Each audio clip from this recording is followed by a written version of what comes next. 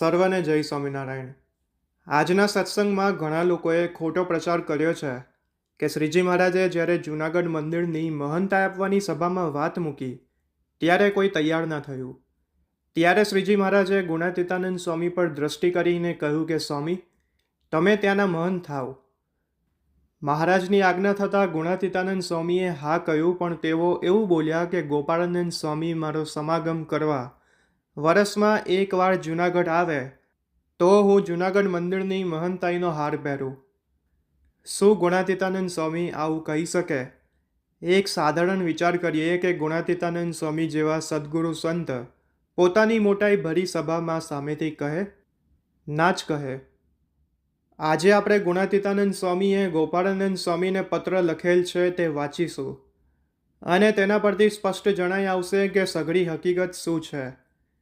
આ પત્રમાં ગુણાતીતાનંદ સ્વામીએ ગોપાળાનંદ સ્વામીને લગતા 30 સંબંધો નોંધી તેમની પ્રશંસા કરી છે. પણ પ્રથમ તો એ જાણીએ કે મહંતાઈ આપતી વખતે જે હકીકત પ્રસંગ શું બન્યો છે તે અક્ષરાનંદ સ્વામીની વાતોમાં તેમને આ પ્રસંગ સંપૂર્ણ કહેલો છે. આવો શબ્દસઃ આ મૂળ વાતને જાણીએ. એક સમયે ગઢપુરમાં શ્રીજી મહારાજ સભા કરીને વિરાજમાન હતા. પછી હાથમાં હાર લઈને મહારાજ બોલ્યા છે, લ્યો ગુણાતીતાનંદ સ્વામી, આ હાર તમે પહેરો અને આજથી તમે જૂનાગઢના મહંત. સ્વામી કહે, ના મહારાજ, હું મહંતાઈનો હાર નહીં પહેરું. પછી મહારાજે બહુ આગ્રહ કર્યો ત્યારે ગુણાતીતાનંદ સ્વામી બોલ્યા છે, આ ગોપાળાનંદ સ્વામી વરસ દાડામાં 1 મહિનો મને વાતો સંભળાવવા સારું આવે તો હાર પહેરું. પછી મહારાજે ગોપાળાનંદ સ્વામીને પૂછ્યું છે, કેમ સ્વામી, પ્રતિ વર્ષે 1 મહિનો જૂનાગઢ ગુણાતીતાનંદ સ્વામીને વાતું કરવા જશો? પછી સ્વામી કહે કે હા મહારાજ, જેમ તમારી આજ્ઞા હશે તેમ કરીશ. પછી ગોપાળાનંદ સ્વામી પૃથ્વી ઉપર રહ્યા ત્યાં સુધી પ્રતિ વર્ષે 1 મહિનો જૂનાગઢ ગુણાતીતાનંદ સ્વામીને વાતો સંભળાવવા જતા અને જે વર્ષ ન જવાનું હોય તો બીજે વર્ષે 2 મહિના જઈને રહેતા. એમ સ્વામીનો દેહ રહ્યો ત્યાં સુધી પોતે વર્ષો વર્ષ જૂનાગઢ ગુણાતીતાનંદ સ્વામીને દર્શન દેવા સારું જતા હતા. તો સત્ય હકીકત વાત શું હતી તે આપણે અક્ષરાનંદ સ્વામીની વાતોમાં જાણ્યું અને સાંભળ્યું. અને આ સિવાય પણ પરંપરાથી આપણને આ વાત જાણવા મળી છે કે જૂનાગઢમાં ગોપાળાનંદ સ્વામી મહારાજની આજ્ઞા હતી તે માટે તેઓ ત્યાં વાતો કરવા જતા અને સત્સંગ અર્થે જતા. ગુણાતીતાનંદ સ્વામીએ પોતે મહારાજ પાસે માંગેલું કે ગોપાળાનંદ સ્વામી મને દર્શન દેવા ત્યાં પધારે અને તેઓ મને સત્સંગની વાતો સંભળાવવા પ્રતિ વર્ષમાં 1 મહિનો અહીંયા આવે એવી પ્રાર્થના મહારાજ પાસે ગુણાતીતાનંદ સ્વામીએ માંગી હતી. અને છતાંય કોઈ આ વાત ન સ્વીકારે તો તેઓને આ વિડીયો તમે મોકલજો અને તેઓને જ્ઞાત આપજો કે મૂળ વાત આ છે. અને એક બીજી ખાસ જાહેરાત છે, ટૂંકમાં વાત કહું છું. ટેલિગ્રામ એપમાં આપણું સ્વામિનારાયણ સંપ્રદાયનું ગ્રુપ છે. આ ગ્રુપની અંદર દરેક હરિભક્તો વાતો કરી શકે છે, સત્સંગ વાર્તા થાય છે. ડેલી 6 ધામના, એ પછી વડતાલ હોય, અમદાવાદ હોય, ધોલેરા હોય, જૂનાગઢ હોય, ગઢપુર હોય કે એ આદિક અનેક મંદિરોના દર્શન આ ગ્રુપમાં આવે છે.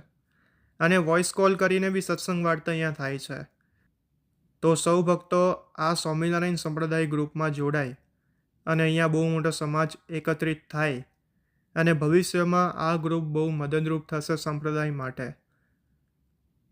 તો સૌ એકતા રાખીને આ ગ્રુપમાં જોડાજો. એ ભલે પછી મૂળ સંપ્રદાય હોય કે બીજી સંસ્થાઓ હોય, અહીંયા દરેક સ્વામિનારાયણ નામના કહેવાતા ભક્તો આ ગ્રુપમાં જોડાય.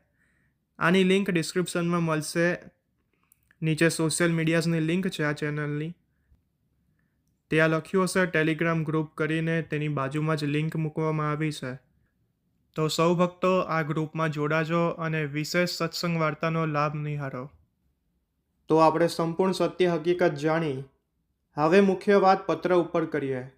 પણ તે પહેલાં જો તમે આ યુટ્યુબ ચેનલ સ્વામિનારાયણ સર્વોપરી પર નવા હોવ તો ચેનલને સબસ્ક્રાઈબ કરી બેલ આઇકનને ઓન કરી રાખજો, જેથી ભવિષ્યમાં જે વિડીયો મૂકવામાં આવે તે તમને પ્રાપ્ત થાય. અને આ વિડીયોને લાઈક કરી દેજો.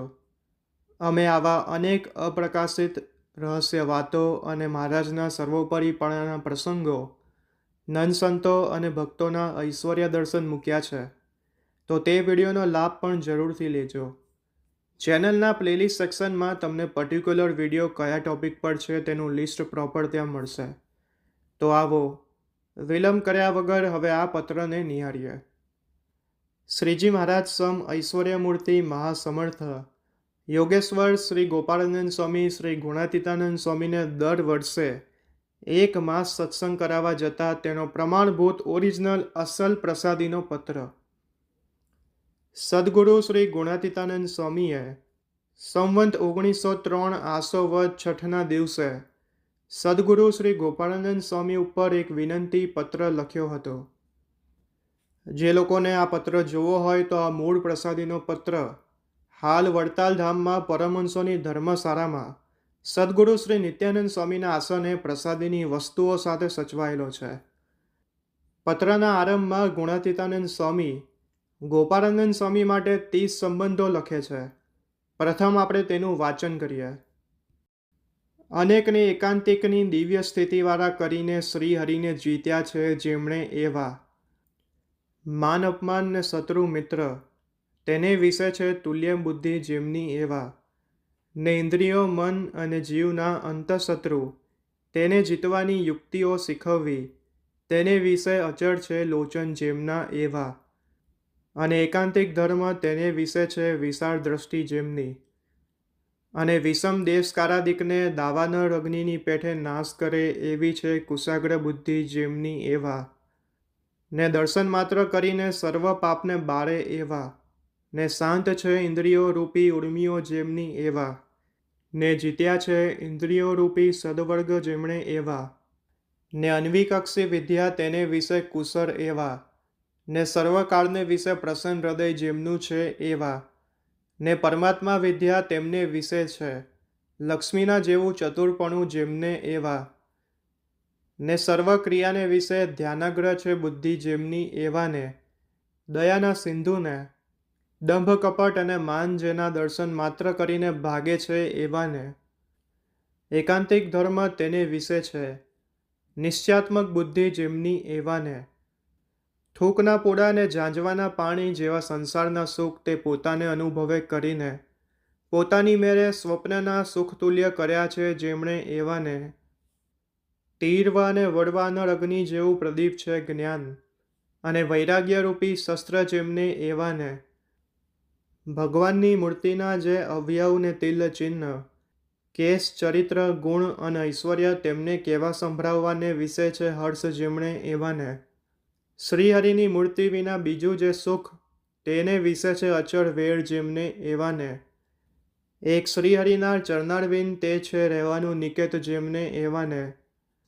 શ્રીહરિના ચરણનું ધ્યાન કરનારા જે મનુષ્ય ને વૈરાગ્યવાન જે જન ને સ્વધર્મનિષ્ઠ જે જન તેમને મેઘની પેઠે પ્રાર્થના કરવા યોગ્ય એવાને સાધુ સત્સંગી છે વલ્લભ જેમને એવાને સ્વધર્મનિષ્ઠ જે જન તેમની સાથે છે પ્રીતિ જેમને એવાને સ્વધર્મને વિશે શિથિલ એવા જે જન તેમને વિશે પ્રીતિએ રહિત એવાને સર્વ સાધુના પ્રેરક કહેતા શ્રીજી મહારાજની આજ્ઞા પ્રમાણે ધર્મ મર્યાદામાં વર્તવું અને વર્તાવવું તેમાં મુખ્ય કહેતા અગ્રેસર એવાને સર્વ શાસ્ત્રનું રહસ્ય ગલિતાર્થ જાણવું તેને વિશે છે અનંત લોચન જેમને એવાને અષ્ટાંગ યોગ કર્યો છે સિદ્ધ જેમણે એવાને શ્રોતૃજનને એટલે કે શ્રોતાઓને સત્ય પ્રિય અને હિતને કહેનારા એવાને કોવિદ્ર ને પૂર્ણ પુરુષોત્તમના ઉપાસક એવં અનેકમાં યોગ્ય એવા સદગુરુ શ્રી ગોપાળાનંદ સ્વામી પ્રત્યે લેખાવંત તમારું દાસાનું દાસ આજ્ઞાકારી સાધુ ગુણાતીતાનંદના જય શ્રી સ્વામિનારાયણ વાંચજો તથા સાષ્ટાંગ દંડવત પ્રણામ અંગીકાર કરજો. બીજું લખવા કારણ એમ છે જે તમે અત્ર પધારવાનું કહ્યું હતું તેની સર્વ સાધુ બ્રહ્મચારી તથા પારા તેમને અને સર્વ હરિજનને અતિશય આશા વર્તે છે. તે કારણ પણ આ માટે અત્ર જરૂર પધારવું અને કૃપા રાખો છો તેથી પણ વિશેષ કૃપા રાખજો. ને બીજું એમ છે જે મારે રામનવમી ઉપર વડતાલ આવવાનું હતું, તે પણ મારાથી નહીં અવાય. કેમ છે? વ્રજાનંદ સ્વામી આદિક સાધુને દિવાળીના સમૈયા ઉપર મૂકવા માંડ્યા, પણ વ્રજાનંદ સ્વામી ન આવ્યા, કેમ કે તેમના શરીરે વા જેવું જણાયું. તેથી તેણે ના પાડી. તે માટે બીજા સાધુ પણ ન આવ્યા. તે કારણપણા માટે મારાથી પણ રામનવમી ઉપર વડતાલ નહીં અવાય. તે માટે તમો જરૂર પધારજો. અને તમારે પણ રાધારમણના દર્શન કર્યા તે 2 વર્ષ થઈ ગયા છે. તે પણ તપાસજો અને કાર્તિકી સમયો કરીને અત્રે પધારજો. ને અત્ર દેશકાળ રૂડા વર્તે છે, ને તમારી કૃપાથી અત્ર સાધુ બ્રહ્મચારી તથા પારા ને સર્વ હરિજન પણ સુખ્યા છે, ને આનંદ કુશળ વર્તે છે.